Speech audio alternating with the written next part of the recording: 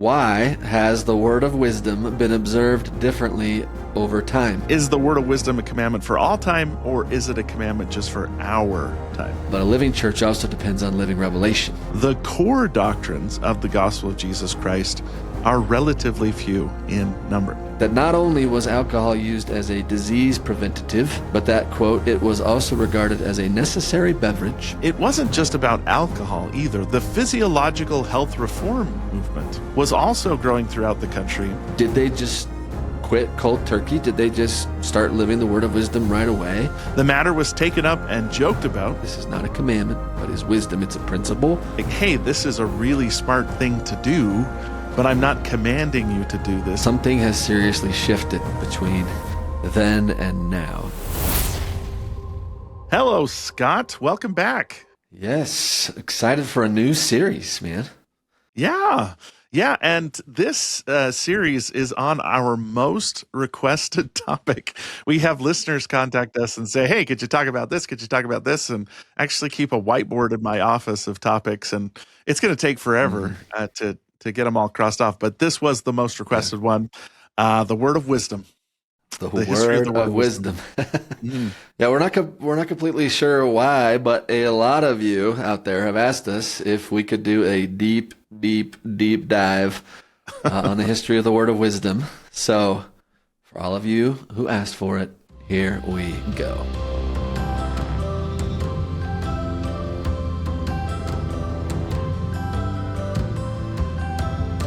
When we say deep, it's because we already did a deep dive on the word of wisdom when we covered the entire Doctrine and Covenants last year. In fact, in preparation for this episode, I re-listened to that episode, and we did a pretty good job, if I don't say so myself. If we do say so ourselves. That was a fun one. I remember that.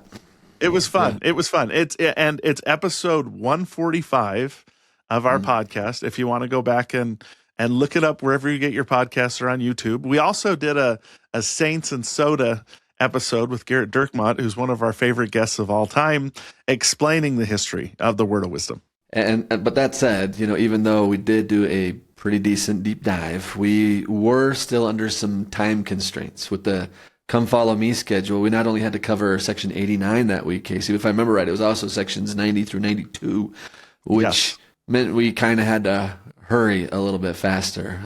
But now we do not have that pressure. Yeah, we were doing multiple episodes per week to the point to where my parents complained that there was too much content. But now we're back in our original format, and we can do a dive as deep as the ocean on whatever topic we want. And no one is going to tell us to do fewer or shorter episodes except maybe our editor, Ryan, and pretty much everyone at Scripture Central.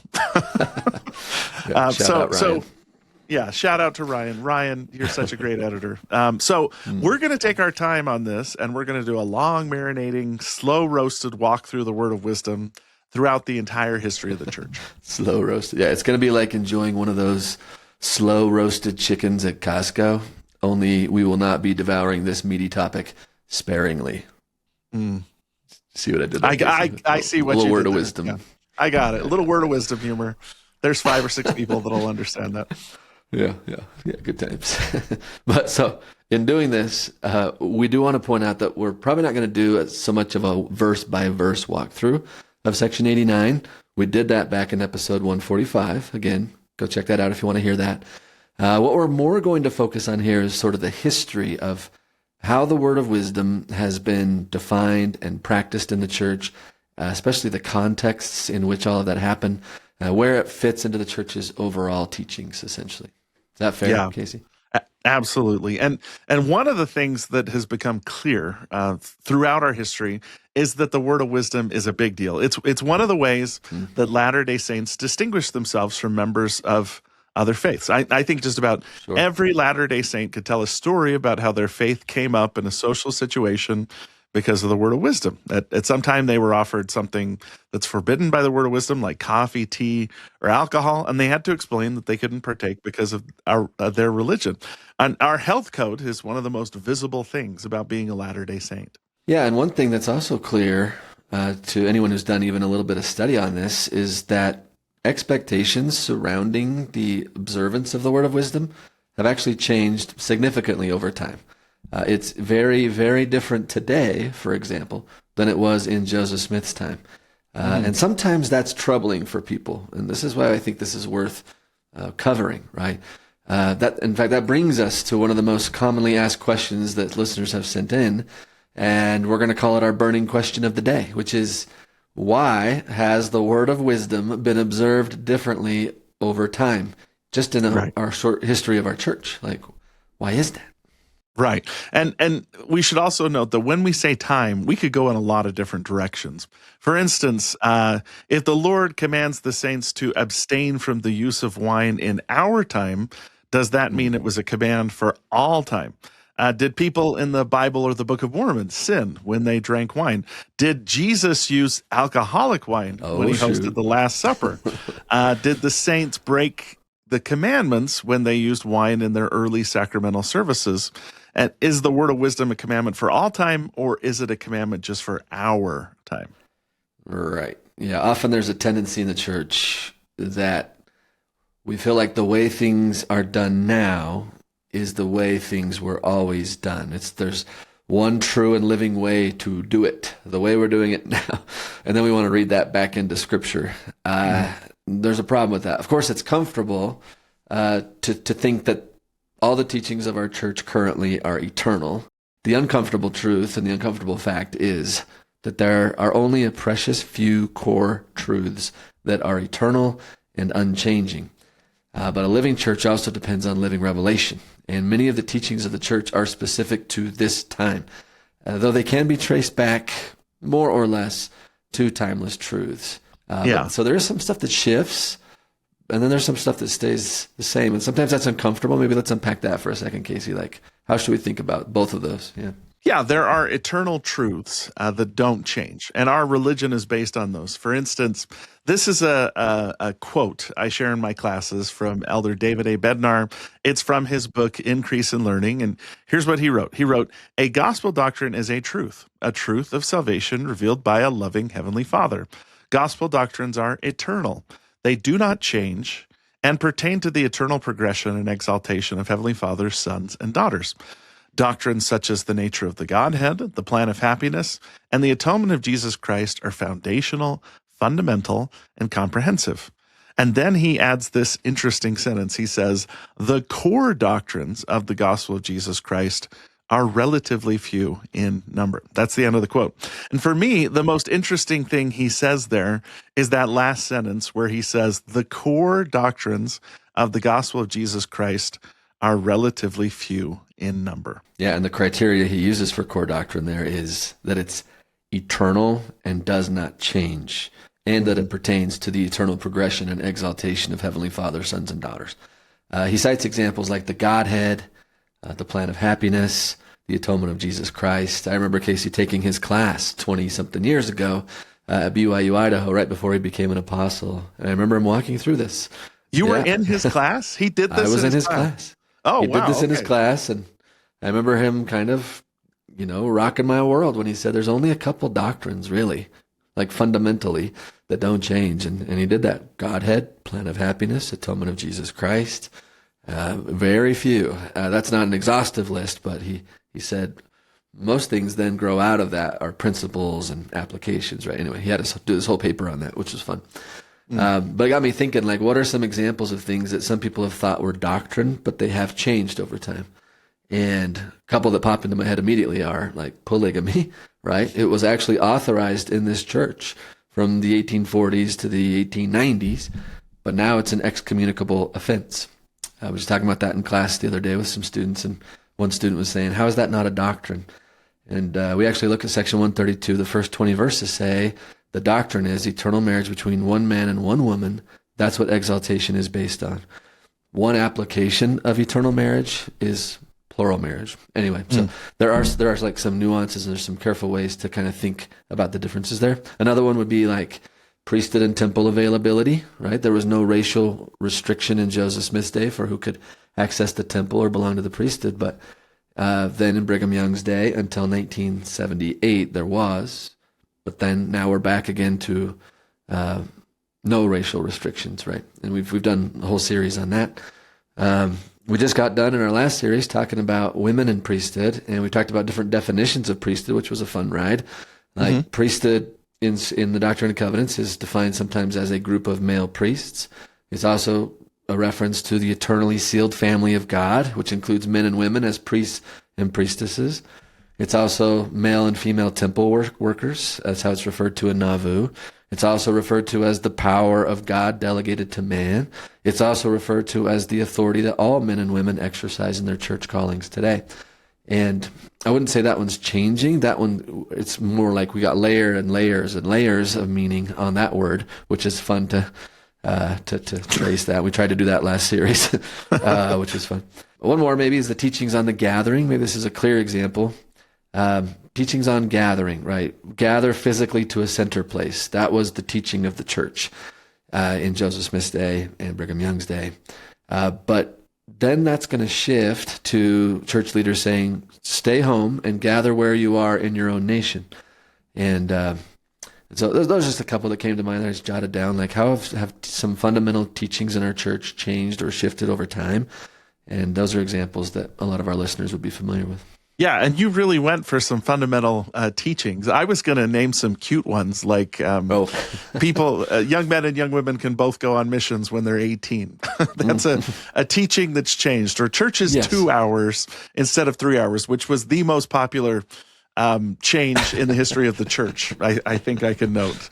Or women can act as witnesses at baptisms and proxy baptisms and sealings, all things that have changed relatively recently within the last decade within the church. And what we call this cluster of teachings that are expected to change, usually we use the term policy or practice to describe them, though there's other names we could use too. Doctrines are eternal, but policies and practices are usually time-bound and specific to a certain context. So to take your last example there, the doctrine of the gathering of Israel has remained constant since the beginning of the church and has to do with getting people gathered into the eternal family of God through temple ordinances. But the practices and the policies related to it have changed based on changing context. When, for example, there was only one temple in the world, saints were invited to gather physically to Nauvoo or to the Intermountain West where the temple was so they could make covenants there. But once temples and stakes began to be built in other parts of the world, the one temple context had shifted, and so church leaders began to counsel new converts to stay where they were and to build Zion locally. Yeah, so when we're trying to wrap our heads around a question like, why has the word of wisdom been observed differently over time? It's helpful to understand first that the word of wisdom is itself not a doctrine, right? It may be doctrinally based on the sanctity of the body or the need for God's people to be holy, but it is itself not a doctrine. In fact, in verse 3, it actually refers to itself in section 89 as, quote, a principle with promise. I like that. It's a principle with a promise, which he says in that same verse is adapted to be helpful to anyone striving to be a saint. So that's the first thing to remember is this is not a doctrine that's unchanging, right?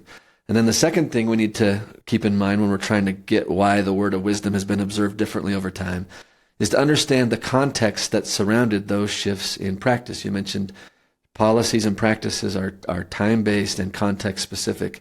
So to begin with, we know the word of wisdom was a revelation given specifically to church members in Ohio in 1833.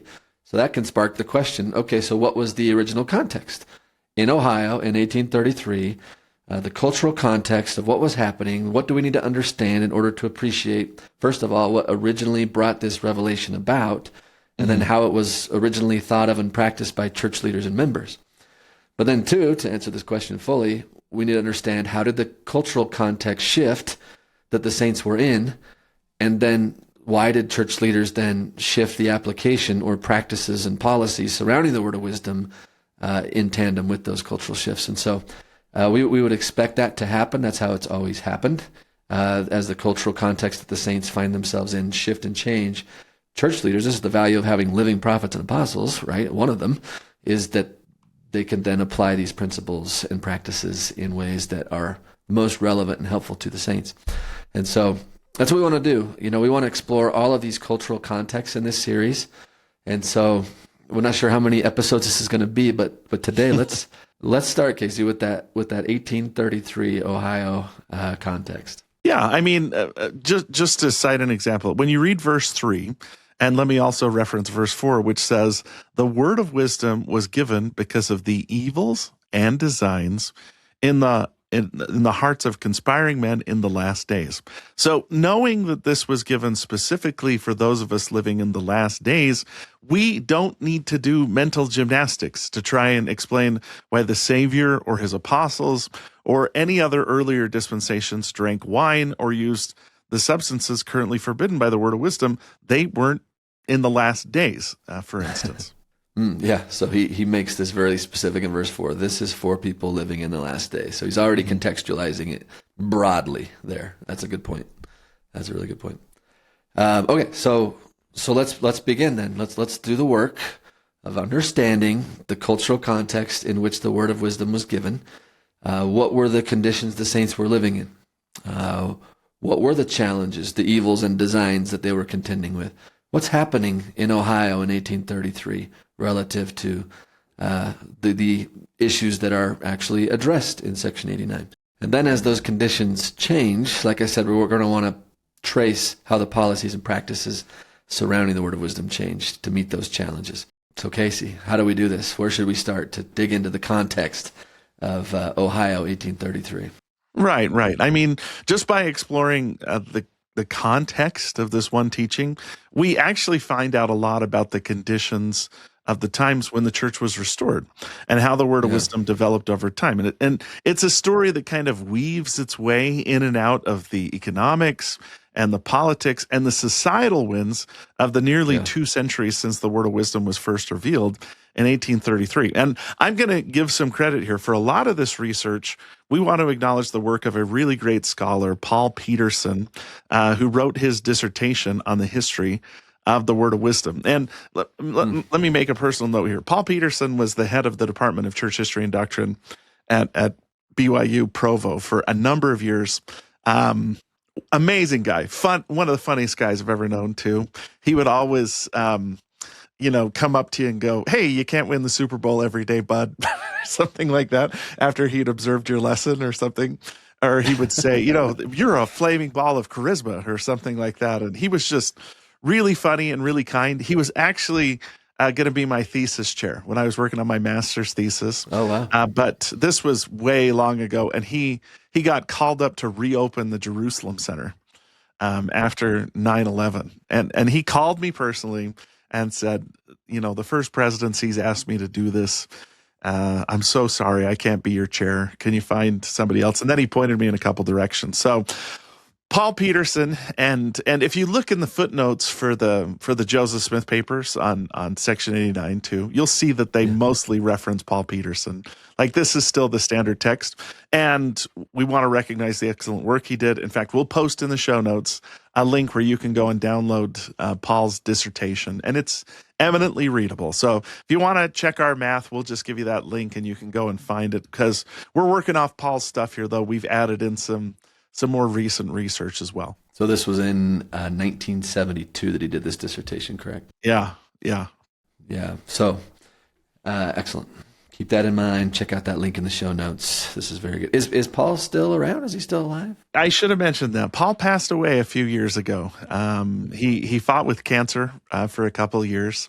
And, a couple times I saw him, he was totally bald, and then we lost him, unfortunately. But he is still very, very well respected and revered in religious education, fondly remembered, and a great guy. Or I would promise you, if he was still with us, we would have him on as a guest and just let him explain all this. But we're going to try to live up to his legacy here. Okay, well, then let's set the scene in early America, the American Republic. Let's talk about alcohol. Okay, alcohol consumption was widespread among early Americans. And in the early 1800s, it was on the rise. It was estimated that in 1792, the average American drank 2.5 gallons of alcoholic beverages per year. By 1810, that figure had risen to 4.5 gallons. And in 1823, the figure had risen to 7.5 gallons. There's a lot of reasons for this. Liquor was sometimes seen as a common table beverage. It was seen as a mark of hospitality. Also, water could be a dangerous carrier of diseases, honestly. It would carry things like tuberculosis and cholera. And alcohol may have been safer to drink in a lot of cases. And so the United States was a nation where drink was associated with all kinds of social associations, like the way that it is today. But that context was alive and well then as well. Yeah. So Horace Greeley, who's this really famous American writer, he even interviews Brigham Young at one point, captures what the early 19th century was like as an American. And in this recollection, he wrote about his childhood days in Vermont. So this is what Horace Greeley wrote. He said, "In my childhood, there was no merrymaking, and there was no entertainment of relatives or friends. There was scarcely a casual gathering of 2 or 3 neighbors for an evening social chat without strong drink cider. Always, while it remained drinkable, without a severe contortion of visage. Rum at seasons and on all occasions were required and provided. No house or barn was raised without a bountiful supply of the latter and generally of both." And then he gives a bunch of slang names for alcohol. He says, "A wedding without toddy, flip, sling, or punch with rum, undisguised in abundance, would have been deemed a poor, mean affair, even among the penniless. While the more thrifty, of course, dispense wines, brandy, and gin in profusion. Dancing, almost always the only pastime wherein the sexes jointly participated, was always enlivened and stimulated by liquor.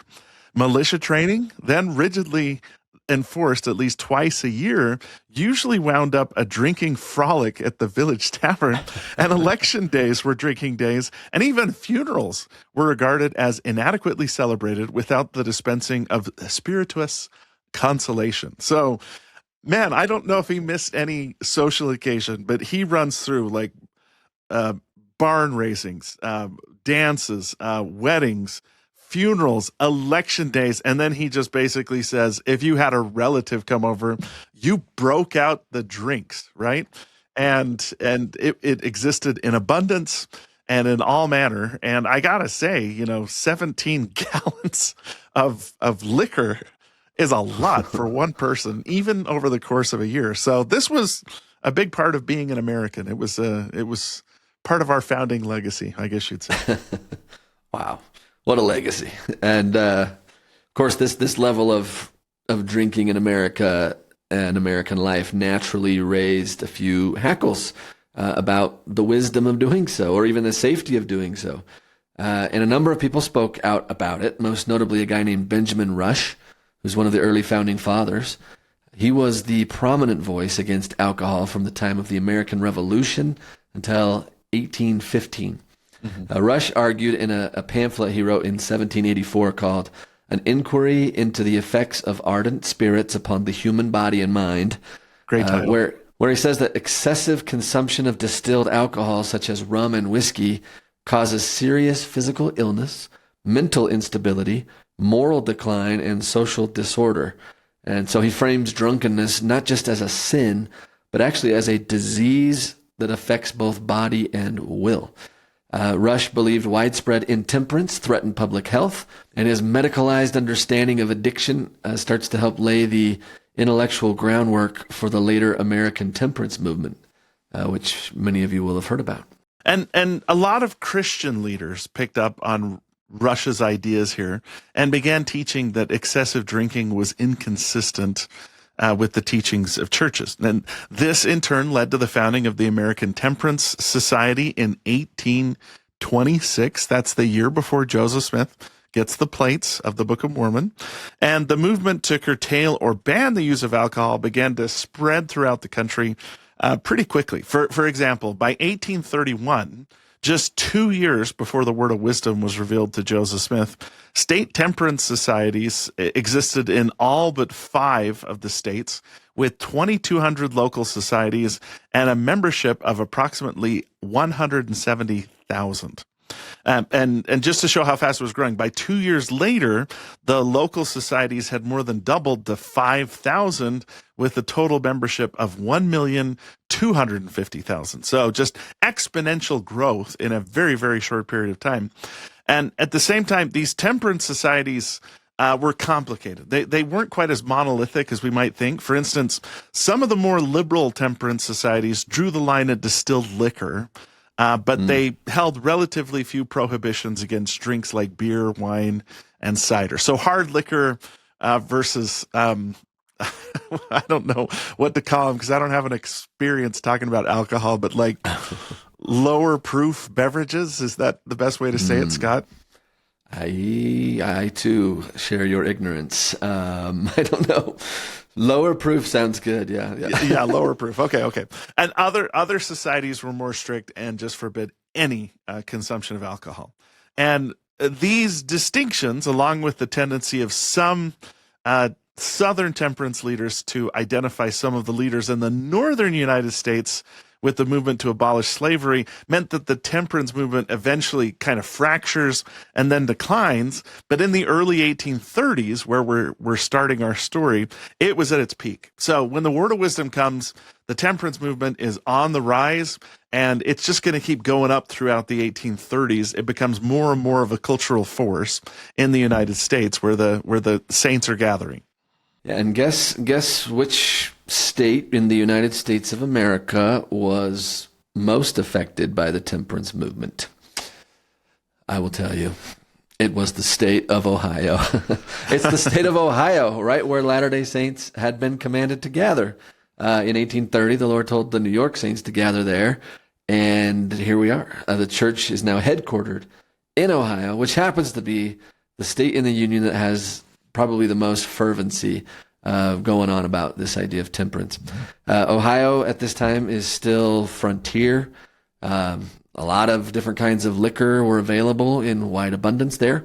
A guy named James Finley, who's a Methodist revivalist, he noted, as he rode his little circuit in Ohio, that not only was alcohol used as a disease preventative, but that, quote, it was also regarded as a necessary beverage, and a house could not be raised, a field of wheat cut down, nor could there be a log rolling, a husking, a quilting, a wedding, or a funeral without the aid of alcohol. So wild times quilting back then. You know, lots of alcohol while you're. I mean, we couldn't even quilt without alcohol. I want to see some of those finished quilts actually with people who've been drinking alcohol. I want to see. I bet the stitching was all over the place. And angry and everything like that. Or maybe you get into the groove. Again, I don't have a lot of experience with this stuff. But, okay, so as in many other areas of the United States, in Ohio, churches became leading proponents of the temperance movement. For instance, the Shakers, who were neighbors to the saints in Ohio. You remember the Parley P. Pratt and Sidney Rigdon and Lehman Copley go and visit the Shakers and give them Section 49. They strongly oppose the use of alcohol. And they're actually bigger than we are. Around this time. So they don't support the drinking of alcohol, especially not as a normal part of community life. And from their beginnings in the 18th century, the Shakers are a good example of one of these movements. They emphasize celibacy, simplicity, self-control, spiritual purity, and they saw alcohol, especially distilled spirits, as something that encouraged disorder, excess, and moral decline. Now, the hotbed for temperance reform in Ohio was the area known as the Western Reserve, which is right where the church is. That's where approximately 1/4 of all the total temperance societies in the state were located.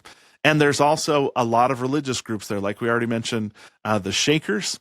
Another person that was contemporary, this is Reverend Edward Brown, who was a resident of Oberlin, Ohio, noted that in the 1830s, raisings, meaning, the construction of a building without whiskey, soon became the rule instead of the exception in this part of Ohio. And another settler there, D. Griffiths, no relation to me, who was just a temporary settler in the region, noted in 1835 that, quote, the inhabitants in general who have much regard to their reputation practice total abstinence. So this guy passing through, who's just there temporarily, is like, whoa, everybody around here is really concerned about their reputation when it comes to alcohol consumption. They won't touch it. because they think that it'll be harmful to their reputation.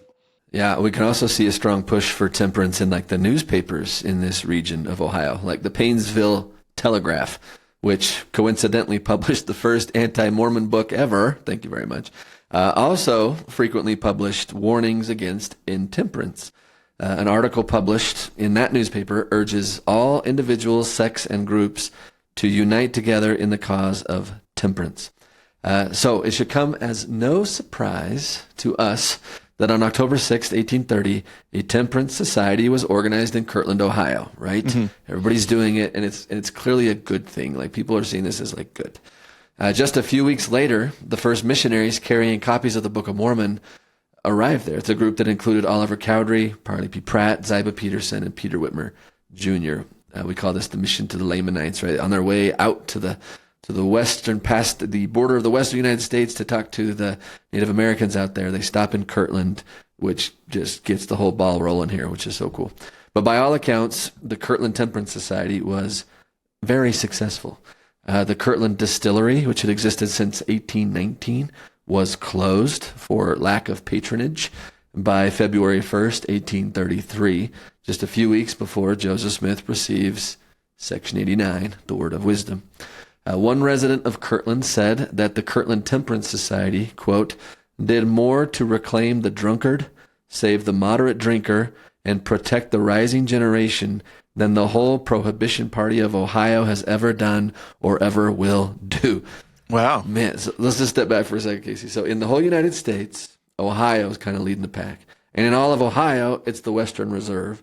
And then all of the Western Reserve, the Kirtland Temperance Society is being held up as having done more to save the drunkard, the drinker, and the rising generation than all the rest of the Prohibition Party of Ohio.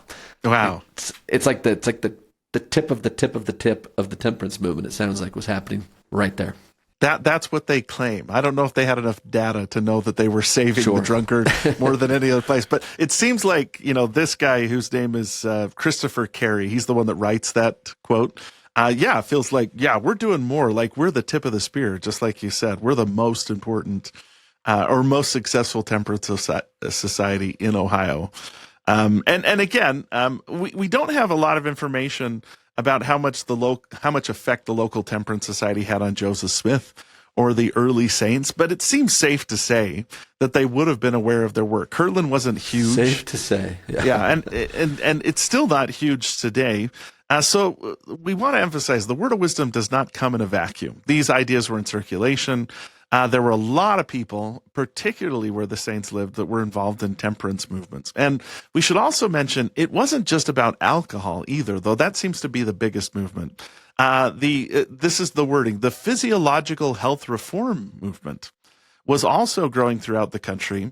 And this movement focused on the effects of different substances on the human body, not just alcohol. In fact, the most famous proponent of this movement was Sylvester Graham, who just so happened to also be a former agent of the Pennsylvania Temperance Society. And Graham recommended things like complete abstinence from, here's his list, distilled spirits, wine, beer, cider, tobacco, opium, coffee, tea, pepper, mustard, and every other kind of artificial stimulants and narcotics. So, he would go so far as to say, hey, lay off the mustard there, pal, because I guess he saw it as an artificial stimulant or a type of narcotic, which I've never thought of pepper or mustard that way. But okay, that's where the thinking was in the early 19th century. Yeah, and Graham is so influential. Like I've read more up on him, and it's, if I understand his line of reasoning right, he thought that anything that stimulates your body unnaturally, like these substances, would lower your ability to control yourself sexually. Mm. So he believed that overstimulation of the body led to a lowering of inhibitions. Can we say that? Sexual inhibitions, and so. There's definitely more moral stuff going on here for Graham than at first meets the eye, which is interesting.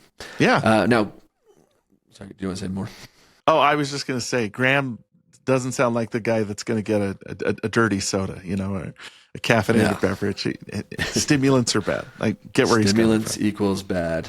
because people do bad stuff when they're overstimulated. Yeah, that's his premise. Now Graham is not the only one we should point out too. There's a contemporary medical journal, actually, it's called the Journal of Health, condemned the use of, here's their list, alcohol, tobacco, tea, and coffee, and it also advised against excessive meat eating. In Philadelphia, the College of Physicians and Surgeons introduced a course on the pathology of intemperance, they called it, while around 75 physicians in the state of New York signed a statement saying that distilled spirits would no longer be on their list of approved medications.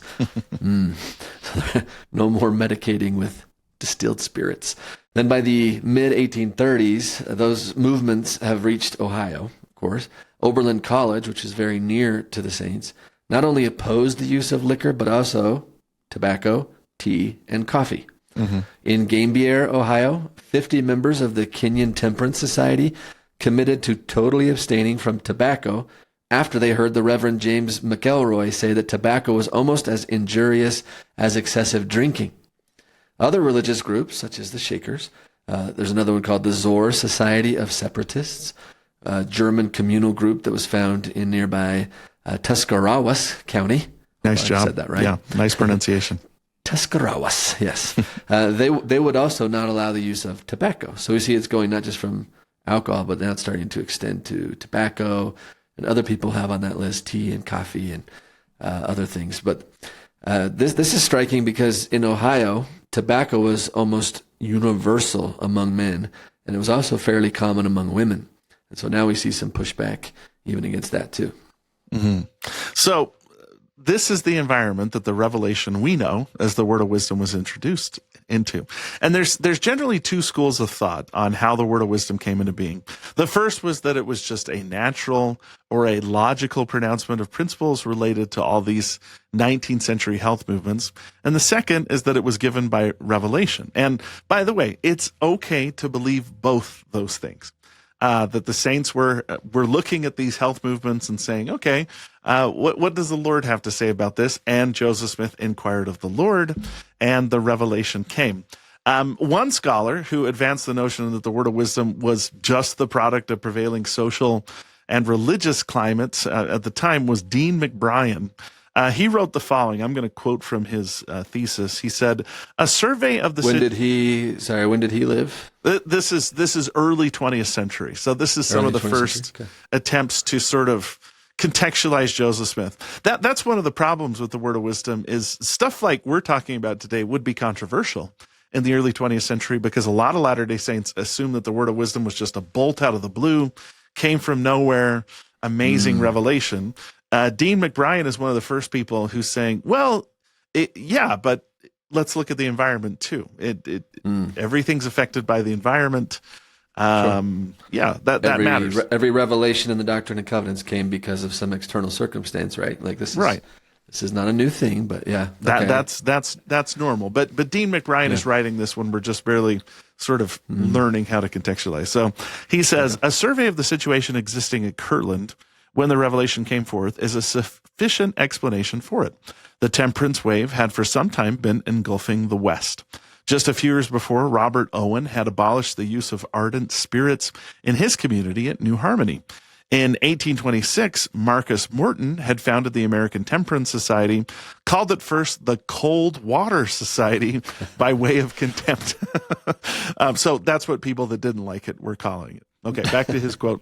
In June 1830, the Millennial Harbinger quoted in full, with the hearty personal endorsement of Alexander Campbell, an article from the Philadelphia Journal of Health, which article most strongly condemned the use of alcohol, tobacco, and eating intemperately of meats. So Alexander Campbell, I'm stepping out of the quote here, Alexander Campbell was the head of the Disciples of Christ movement, which Sidney Rigdon is part of, and then separates right before the missionaries come to Ohio. So Alexander Campbell, their religious neighbor, essentially, is talking about this too. His paper gave wide publicity to the temperance cause. Temperance societies were organized in great numbers during the early 30s, 6,000 being formed in 1 year. On the Western Reserve, many temperance lectures were delivered, many temperance pamphlets circulated, and many temperance meetings were held from 1826 on. The arguments are used everywhere were based as much on physical as on moral grounds. On October 6, 1830, the Kirtland Temperance Society was organized with 239 members. Among its members were listed a George Smith, several Morleys, a Wells, a Coe, and a Lyman. These are names all associated with the history of Mormonism.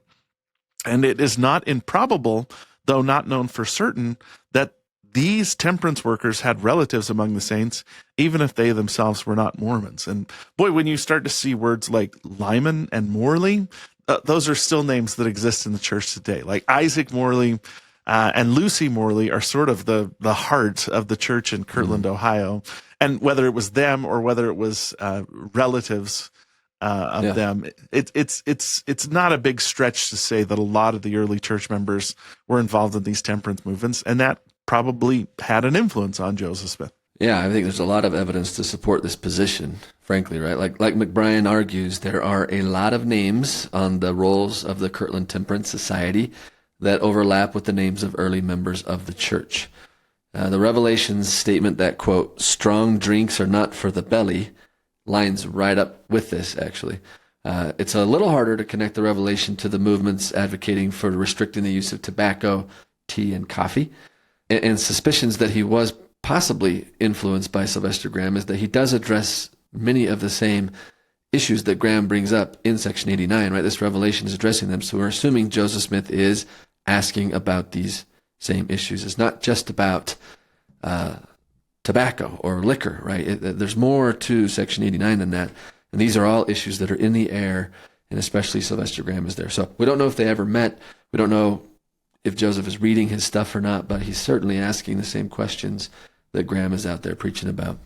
And maybe this is a good time to reference that classic story of the word of wisdom that we often use, which we can track down to an address that Brigham Young gave February 8th, 1868, where, and by the way, he wasn't there. Brigham Young had not yet emigrated to Kirtland when the revelation was given in 1833, but he probably would have known everyone there. Okay, he probably heard this story from someone who was there or people that were there. But remember how he says the story. He says in his conference talk, I think I am as well acquainted with the circumstance which led to the giving of the word of wisdom as any man in the church, although I was not present at the time to witness them, he admits. The first school of the prophets was held in a small room situated over the prophet Joseph's kitchen, in a house which belonged to Bishop Whitney and which was attached to his store, which store probably might be about 15 feet square. In the rear of his building was a kitchen, probably 10 by 14 feet, containing rooms and pantries. Over this kitchen was situated the room in which the prophet received revelations and in which he instructed his brethren. The brethren came to that place for hundreds of miles to attend school in a little room, probably no larger than 11 by 14. When they assembled together in this room after breakfast, the first they did was to light their pipes, and while smoking, talk about the great things of the kingdom and spit all over the room. And as soon as the pipe was out of their mouths, a large chew of tobacco would then be taken. Often when the prophet entered the room to give the school instructions, he'd find himself in a cloud of tobacco smoke. This and the complaints of his wife at having to clean so filthy a floor made the prophet think upon the matter, and he inquired of the Lord relating to the conduct of the elders in using tobacco.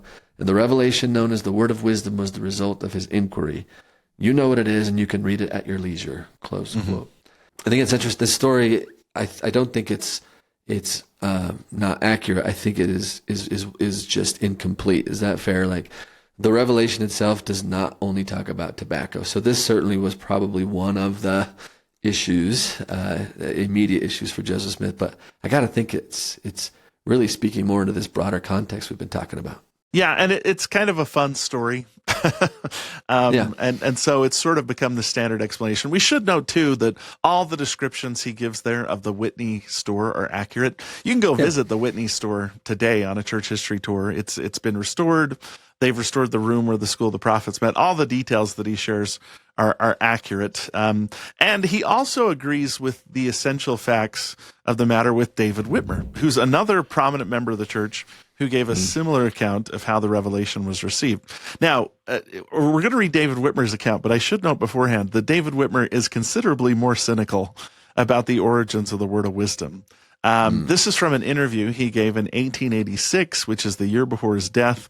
And at this point, he's been long disaffected from the church, and he's still kind of nursing old grudges against Joseph Smith. If you ever get the chance, go and read an address to all believers in Christ, which I think is written the year that he dies, right? And right around then. Yeah. So he kind of lays his cards on the table there that he believes the Book of Mormon is true and that Joseph Smith was inspired, but that Joseph Smith went off the path at a certain point. And so this recollection is a little jaundiced in that sense, but this recollection was found in an interview that he gave to the Des Moines Daily News on October 16th, and here's how it reads. Quite a little party of the brethren and sisters being assembled in the Smith's house, some of the men were excessive chewers of the filthy weed, and their disgusting slobbering and spitting caused Mrs. Smith to make the ironical remark that it would be a good thing if a revelation could be had declaring the use of tobacco a sin and commanding its suppression. The matter was taken up and joked about. One of the brethren suggested that the revelation should also provide for a total abstinence from tea and coffee drinking, intending this as a counter dig at the sisters. And sure enough, the subject was afterward taken up in dead earnest, and the word of wisdom was the result. Now, I don't know how it's going to harm the sisters to have them not drink tea and coffee. And I think David Whitmer's being a little facetious there, but that's maybe the first school of thought saying, oh, well, yeah, Joseph Smith just made it up because of these things that were happening. Whereas I think Joseph Smith was affected by the circumstances around him, but I also think he sought a revelation because of the circumstances, not that he just made up a revelation. To deal with some weird battle of the sexes that it sounds like David Whitmer's trying to explain here. David. Love me some David Whitmer. You look at his picture, just Google his picture. Like, he looks grumpy. He's a frowny guy. He's a frowny guy, but so I picture him saying it with that like frowny face. Super. Maybe I should have done a German accent too, because he probably had one. That would have been even funner. Anyway. You do have a really good German accent. You should bust it out sometime. One of these days I'll bust it out. Yep. Now, also, I think it's important to note that David was living in Missouri in 1833 at the time that the revelation was given. So he did travel back and forth to Ohio, but he probably was not there when this revelation was received. He was an important, well-connected member of the church, one of the leaders in Missouri, but he, likely not there. One person who was there and does share a reminiscent account nearly 50 years later is a guy named Zebedee Coltrin. Here's what he said, quote, "The prophet Joseph was in an adjoining room and came in with that revelation in his hand. Out of the 22 members that were there assembled, all used tobacco more or less except for 2. Joseph read the revelation, and when they heard it, they all laid aside their pipes and the use of tobacco." That's probably our best first-hand source, but it also points toward one of the biggest questions that's still asked about the word of wisdom, which is like, did they just quit cold turkey? Did they just start living the word of wisdom right away? Or did they understand this just to be wisdom, right? Not a commandment, which is how the revelation itself speaks, right? This is not a commandment, but is wisdom. It's a principle with promise. So this account, given 50 years later, is interesting because he remembers them just, boom, quitting cold turkey.